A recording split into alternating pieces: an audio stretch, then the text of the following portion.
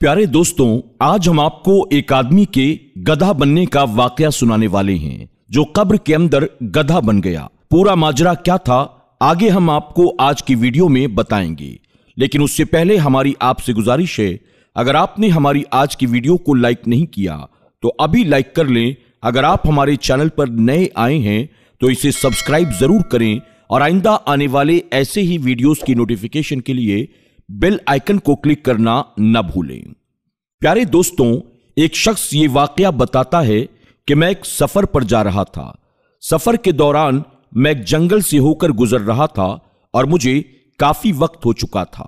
रात होने वाली थी और मुझे अपनी मंजिल पर पहुंचना था, लेकिन रात होने की वजह से मैंने ये सोचा बेहतर यही होगा कि यहीं आसपास कोई मकान मिल जाए तो मैं वहां जाकर अपनी रात गुजार लूं। जो बाकी सफर बचा हुआ है वो सुबह फिर से शुरू करूंगा। प्यारे दोस्तों, वो शख्स जंगल के अंदर चारों तरफ मकान को तलाश करता है। आखिरकार उसे जंगल के अंदर एक झोपड़ी नजर आ जाती है। वो बहुत ज्यादा उस झोपड़ी को देखकर खुश हुआ और घर के पास जाकर बाहर से आवाज देता है, मैं मुसाफिर हूं और रात ज्यादा हो चुकी है, जिसकी वजह से मुझे एक ठिकाना चाहिए जहां पर मैं अपनी रात को गुजार सकूं और मुझे बहुत जोर से भूख भी लग रही है।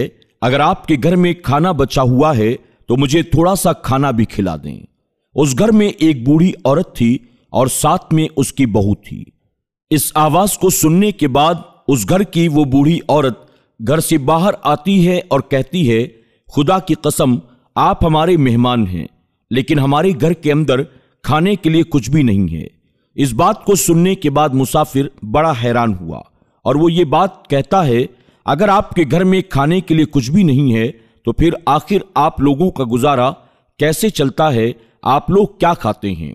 ये सुनकर वो बूढ़ी औरत कहती है, खुदा की कसम हम किसी से मांगते भी नहीं।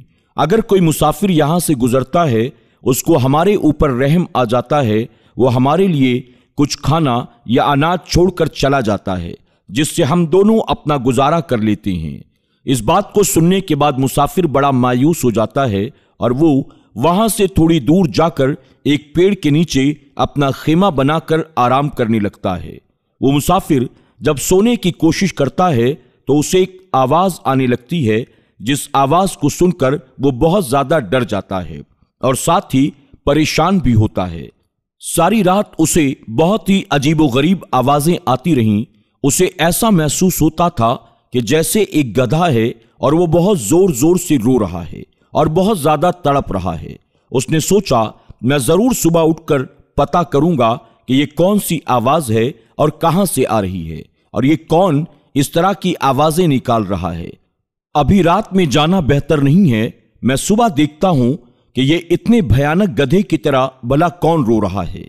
इसी तरीके से उसको रात भर आवाजें आती रहीं, लेकिन किसी ना किसी तरीके से वो मुसाफिर अपनी रात को गुजार देता है। जब सुबह होती है, सूरज निकलता है, तो वो उसके बारे में पता करने के लिए निकल पड़ता है। जिस तरफ से वो आवाज आ रही थी वो उस तरफ चलता है। कुछ ही दूर जाने के बाद उसको एक कब्र नजर आती है। देखता है कि आधी कब्र खुली हुई है और आधी बंद है, लेकिन जहां से कब्र खुली हुई है वहां से एक गधे का मुंह बाहर निकला हुआ है, यानी कब्र के अंदर एक आदमी मौजूद है जिसका आधा जिस्म इंसान का था और सर गधे का था। तो ये मंजर देखने के बाद वो बहुत ज्यादा डर जाता है और उसी झोपड़ी के पास जाता है। जब वो मुसाफिर उस झोपड़ी के पास जाता है और आवाज देता है तो एक औरत मकान से बाहर आती है और कहती है, तुम इतने ज्यादा परेशान क्यों लग रहे हो? मुसाफिर कहता है, रात भर मैं सो नहीं सका, मुझे बड़ी ही अजीबोगरीब आवाजें आती रहीं। मैंने सोचा मैं रात को तो नहीं लेकिन सुबह जाकर जरूर पता करूंगा कि यह आवाज किसकी है और कहां से आ रही है। तो जब सुबह हुई तो मैंने जाकर देखा तो बहुत अजीबोगरीब चीज मेरे सामने नजर आई, जिसको देखकर मैं और ज्यादा परेशान और खौफजदा हो गया हूं। मैंने देखा कि कब्र के अंदर एक आदमी है जिसका आधा जिस्म इंसानों की तरह है और आधा गधे की तरह है। ये बात मुझे और हैरान कर रही है। मैं यही पूछने के लिए आपके घर पर आया हूं। अगर आपको इसके बारे में कुछ मालूम हो तो मुझे जरूर बताएं। वो औरत कहती है, अगर आप इस बारे में ना पूछें तो आपका क्या जाएगा। मगर मुसाफिर जिद कर बैठा, मुझे उसके बारे में मालूम करना है कि आखिर ये मामला क्या है। तो मुसाफिर की बहुत ज्यादा जिद करने के बाद उस औरत ने कहा, ठीक है, मैं तुम्हें बताती हूं। जिसको तुम देख कर आए हो वो कोई और नहीं बल्कि मेरा शौहर है। रात को जिस बूढ़ी औरत ने तुमसे बात की थी वो उसकी माँ है, यानी मेरी सास है। मेरा शौहर बहुत ज्यादा गलत काम किया करता था और अपनी माँ पर बहुत ज्यादा चीखा चिल्लाया करता था। जब उसकी माँ उसे गलत काम करने से रोकने की कोशिश करती तो हमेशा अपनी माँ के ऊपर चिल्लाया करता था कि क्यों गधे की तरह चिल्ला रही है। वो हमेशा ऐसे ही करता था। जब भी माँ उसको बुराई से रोकने की कोशिश करती तो हमेशा ऐसे ही कहता था। अपनी माँ को गधे के लफ्ज से वो पुकारा करता था। एक बार माँ को बेटे पर बहुत ज्यादा गुस्सा आ गया और उस माँ ने एक दिन गुस्से में आकर ये बात कह दी, जा अल्लाह तुझे ही गधा बना दे। फिर कुछ दिनों के बाद मेरे शौहर का इंतकाल हो गया। मेरे शौहर को कब्र के अंदर दफनाया गया। उसके अगले ही पल अल्लाह की तरफ से उस पर अजाब नाजिल हो गया और उसका आधा जिस्म इंसान का रहा और आधा जिस्म गधे जैसा बन गया। अब रोजाना उस पर अजाब नाजिल होता है जिसकी वजह से वो गधे की तरह चीखता पुकारता है। अल्लाह ने उसे लोगों के सामने जाहिर कर दिया और इबरत का निशान बना दिया ताकि लोगों को ये बात मालूम हो जाए कि जो लोग अपने माँ बाप की नाफरमानी करते हैं, अगर माँ ने बद्दुआ कर दी तो यकीनन बेटे की जिंदगी तबाह बर्बाद हो सकती है। तो दोस्तों, आपने देखा किस तरह से एक माँ ने अपने बेटे को एक बात कह दी, जा तुझे अल्लाह गधा बना दे, तो अल्लाह ने उसकी बद्दुआ को कबूल कर लिया।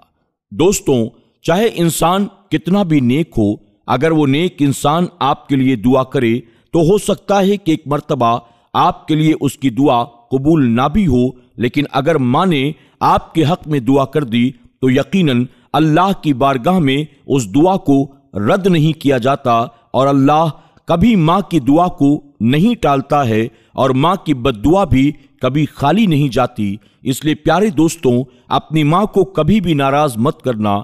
माँ एक ऐसी नेमत है कि हम जितनी चाहें उसकी खिदमत कर लें, लेकिन हम उसका कभी भी हक अदा नहीं कर सकते हैं। अल्लाह ने माँ के कदमों के नीचे औलाद की जन्नत रख दी है।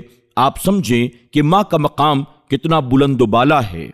आज की वीडियो में बस इतना ही। आज की वीडियो से आपने क्या सीखा, कमेंट बॉक्स में जाकर जरूर कमेंट करें और आज की वीडियो को अपने दोस्त अहबाब के साथ शेयर करना न भूलें ताकि वो लोग भी अपनी माँ की नाफरमानी से, अपनी माँ की बद्दुआ से अपने आप को बचाएं और अपनी माँ की खिदमत करके उनकी दुआएं लें और अपनी दुनिया के साथ अपनी आखिरत को संवारने की कोशिश करें। अल्लाह हमें और आपको ऐसी सबक आमोज कहानियों से सबक हासिल करने और अपने आप को सुधारने, अपनी आखिरत को संवारने की तौफीक अता फरमाए। आमीन या रब्बल आलमीन। दोस्तों, आज की वीडियो को अगर आपने अब तक लाइक नहीं किया तो अभी लाइक कर लें। अगर आप हमारे चैनल पर नए आए हैं और आपने इसे सब्सक्राइब नहीं किया तो अभी सब्सक्राइब कर लें और आइंदा आने वाले ऐसे ही वीडियोस की नोटिफिकेशन के लिए बेल आइकन को क्लिक करना न भूलें। और हाँ, ऐसी सबक आमोज कहानियों को अपने दोस्त अहबाब के साथ शेयर करके आप भी इस कार्य खैर का हिस्सा बने। अल्लाह सबको ढेरों खुशियां अता फरमाए। अल्लाह हाफिज।